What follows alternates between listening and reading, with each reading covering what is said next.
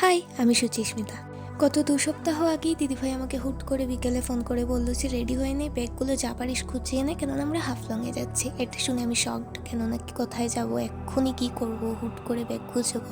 যতটা পারলাম bag packing করলাম আর বেরিয়ে পড়লাম হাফলং ট্রিপের জন্য। যদিও আনপ্ল্যান্ড সব কিছুই ভালো হয় জানি, আর শুধু আমরা একা নই, আমাদের সাথে গেছিলো দিদিভাইয়ের অফিস টিম। তাই আমরা সবাই গেলাম, আর ওখানে একটা রুম যেতে যেতেই রুম বুক করে নিয়েছিলাম।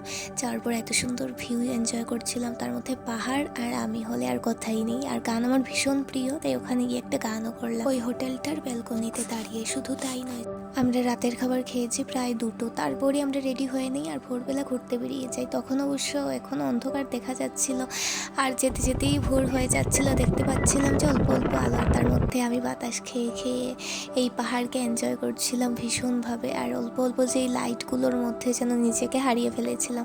এত ভালোবাসি পাহাড়কে, আর তার মধ্যে অল্প অল্প বৃষ্টিও পড়ছিল, মানে এটা দারুণ।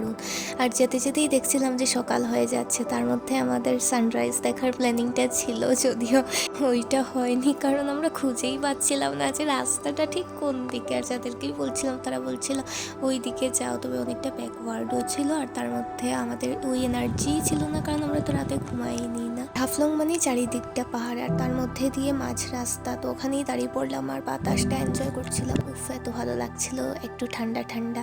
আর ওখানে আমি খালি রাস্তা পেয়ে বাচ্চাদের মতো দৌড়াচ্ছিলাম। আর তারপর আস্তে আস্তে হঠাৎ করে দেখলাম এত সুন্দর একটা ক্লাউড, এখানের মধ্যে একটা জায়গা, এরকম ভিউ পয়েন্ট রয়েছে, ওখানেই নেমে পড়লাম। আর প্রচণ্ড ভালো লেগেছে, ভিডিও করেছি। ওই যে ফিলিংসটা, যেটা না ওইটা তোমাদেরকে আমি এক্সপ্রেস করতে পারবো না, কারণ এক অন্য অনুভূতি, যেটা শুধুমাত্র গেলেই বোঝা যায়। অনেক চা খুঁজলাম, পেলাম না, তাই ওখানে হোটেলে চলে এলাম আর নিজে বানিয়ে খেয়ে নিলাম।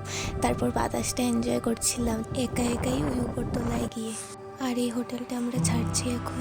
অনেক মিস করবো, যদিও আগে হাফলং অনেকবার এসেছি, কিন্তু থাকা হয়নি। এসেছি আবার চলে গেছিলাম, তো আবার পাহাড়কে এনজয় করতে করতে চলে গেলাম আরও 2-3টে ভিউ পয়েন্ট দেখতে। ওখানে গিয়ে ভালো ভালো ছবি তুললাম, আর অনেক সুন্দর সুন্দর জায়গা। আমাকে অনেকে জিজ্ঞেস করেছে যে এটা কোথায়, যদিও এটাতে মেনশন ছিল যে এটা ডিমা হাসাও, হাফলং ডিস্ট্রিক্ট। আর জানো, আমরা সানডেতে যেহেতু সকালবেলা ঘুরতে বেরিয়েছি, তাই জন্য সব হোটেল বন্ধ।